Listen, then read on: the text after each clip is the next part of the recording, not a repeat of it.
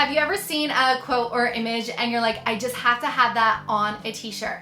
Well, today I'm going to show you how to do that right at home using Teckwrap's new Inkjet Transfer Paper. We're also going to be using my Cricut machine. You will need a heat press and an inkjet printer. If you're new here, my name is Nisha. Welcome to Little Craft Nest.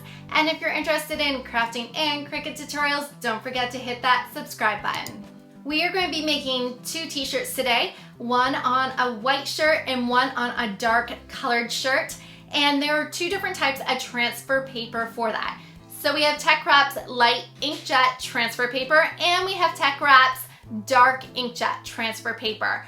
Both these products will help us transfer our images to our t-shirts, but you use both of these products slightly different. So I'm going to show you how.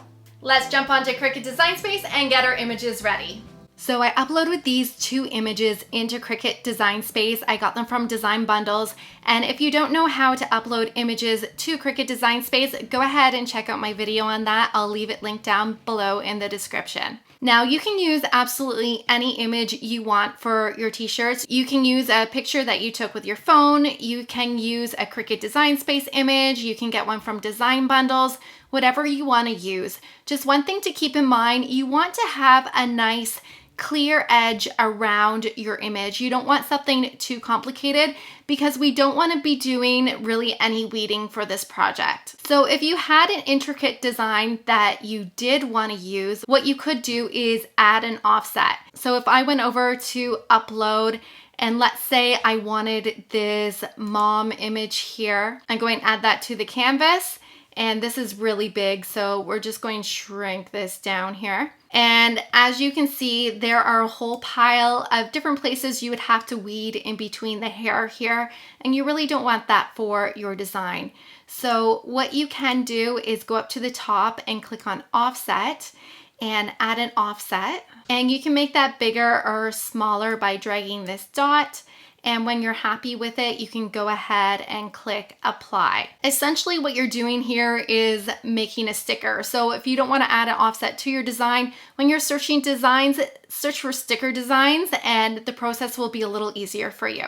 So I'm going to press apply and we can barely see the hair because our offset is the same color as the hair. So let's change this to white. And then what we're going to do is under operation, right now this design is a print and cut image. We're going to change this to a basic cut. Now we're just changing that offset layer to a basic cut because that's going to enable us to be able to go down to contour in the bottom right and click on hide all contours.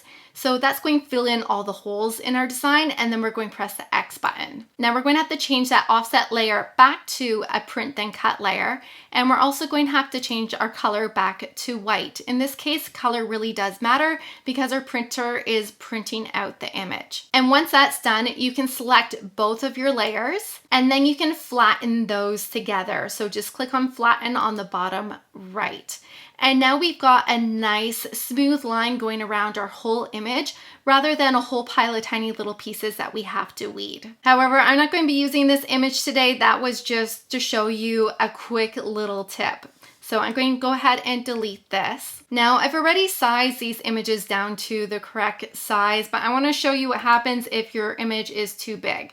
So I'm going to stretch this out. And now you can see on our right hand panel that I've got a little warning. So if I go and click on this warning, it's telling us that our image can't be any bigger than 6.75 inches by 9.25 inches. And that's because our printer needs to print this image first and we need to leave room for the black registration marks around our image. So that means we're going to have to resize our image. Another thing we can do is go down here and do change page size. Now you can do this later on when you press make it, but it's so much better if you do it on this page. So I'm going to click on change page size and you'll see right now that our print then cut page size is at 8.5 by 11 inches and that's our letter size paper. However, the paper that Teckwrap uses is the A4 paper. So we're going to switch this to A4. And as you'll see, our size is slightly different when we use A4 paper.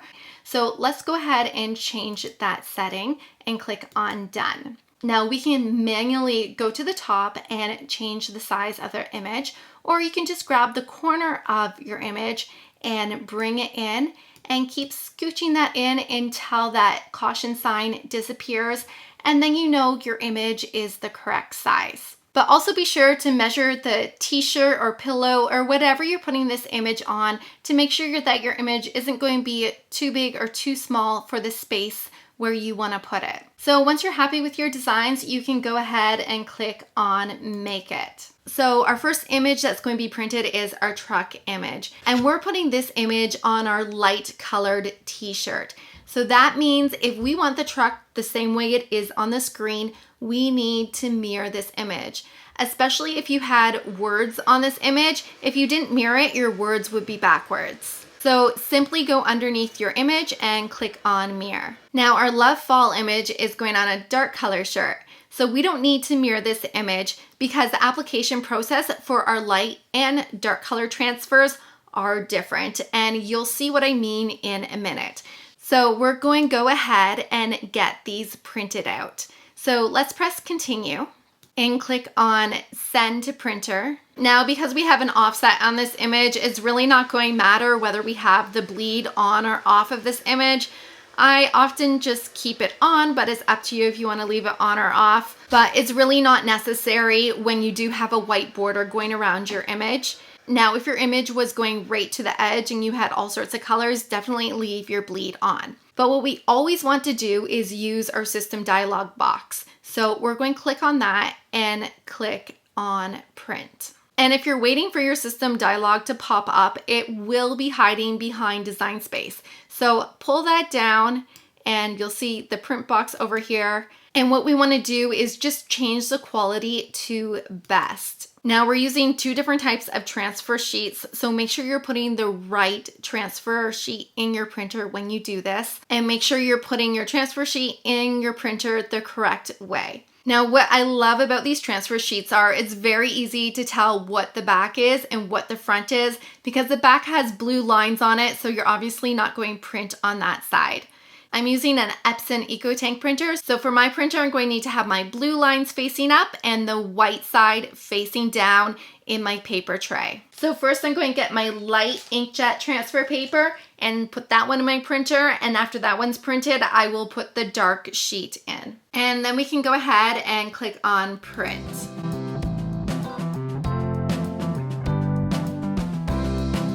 And then we're going to go back into Design Space, click on that first picture again, because we're going to cut that one out first. And we need to select our material. So click on Browse All Material. We're going to go up to Search here and just type in Transfer. And we're going to click on Heat Transfer Non-Cricut. And this setting seems to cut very well. And then click Done. Now we're going to load our image on the mat the same way it appears in the screen, and we will have our Cricut cut it out. Now when I put this into my Cricut Maker, the machine is first going to read these black registration marks.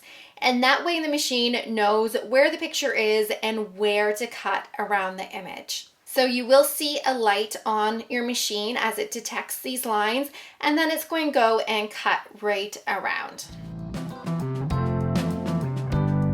And once your images are cut out, all we have to do is peel them off the mat. And you can see we got a really nice clear cut there. So we're just going to peel this off. So here's our dark shirt transfer. And here's the one we're going to be putting on the white shirt. So I'm going to start by pressing my dark shirt just because that's the shirt that we press at a lower temperature.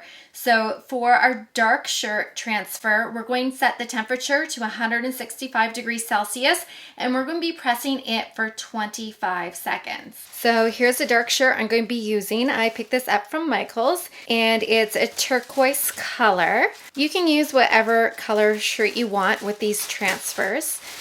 And before we press our design onto our shirt, we do need to prep it. So I'm taking the sticker off. We're going to open it up and grab a lint roller, and we want to get all those loose pieces of lint off the shirt. As you can see, I'm picking up quite a bit because it is a brand new shirt. And you can go ahead and go over your shirt a second time as well. And then we're going to give our shirt a quick press on the heat press before putting the design on, just to get any moisture out of the shirt. Now, once you're ready to put your design on your shirt, we need to peel off the backing. Now, it can be quite tricky to peel it off with your nails. So what I like to do is grab my pin pen. I love this. It's so great for weeding and just so many things. So if you don't have one of these, you can purchase them from Teckwrap, and it's absolutely my favorite weeding tool. And when you do this, you want to make sure you're not going to scratch the design. So I'm just going to do this very gently. I find it hard to peel from the back sometimes, so I'm just going to do it from the front, right on the white edge there, and just be very careful when you do this. And then you can grab the edge of it and just peel that backing right off. Make sure you don't rip your design. Be very careful. And there is our transfer. It's kind of like a plasticky material. So I usually like to put my images on my adult shirts about 3 fingers down from the collar. So it'll be about there, but I'm not going to put it on here because, as you can tell, the backing of this isn't sticky. So it's not going to stick on my shirt as I transfer it over to my heat press. And then I'm just going to lay this on top, and hopefully I put it on straight. Now, if you need a tip for putting your designs on straight, before we press this on, what you can do is just fold your shirt in half. Make sure you line up the collar and that it is straight. And then you can give your shirt a quick press, and then you're going to get a bit of a line on your shirt so you can see exactly where center is. And you can kind of see that line right there. And then you can just slightly fold your design in half. We're not going to pinch it, but that way you can get a general idea of where the center is. So it was by that stem, by the bottom of the E, and then you can just kind of line that up. Now you may have noticed that I do have a Teflon sheet on my heat press. So technically you don't need to put parchment paper on top of the shirt. However, I find when I do these transfers that the transfer likes to stick to my Teflon sheet. So what I love about Teckwrap's transfer is that they actually come with parchment paper. So you don't have to be looking around your kitchen to find a sheet. So I've got a sheet of parchment paper right here, and we're going to stick this on top when we press it. And then you can peel this right off afterwards, and you can do that while your shirt is still hot or while it's cool. It's totally up to you. So let's go ahead and get this pressed.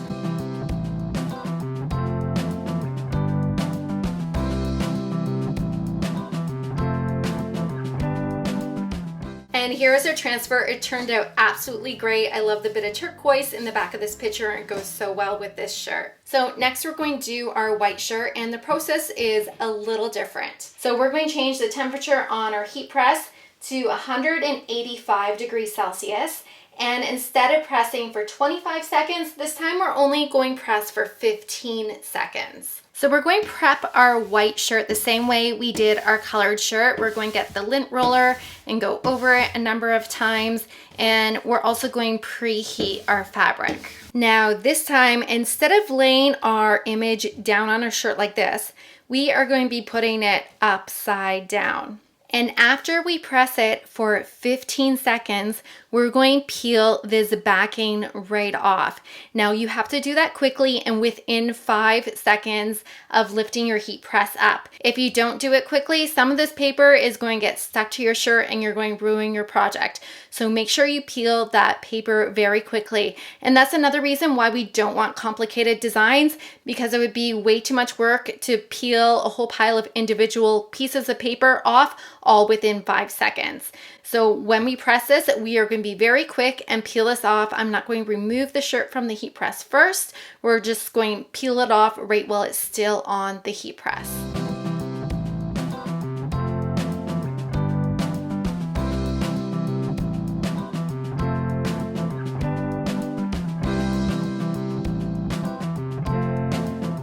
And here's our fall truck shirt, and it looks spectacular. I always get really nervous when I'm peeling off that top sheet, but it turned out so good. Absolutely love it.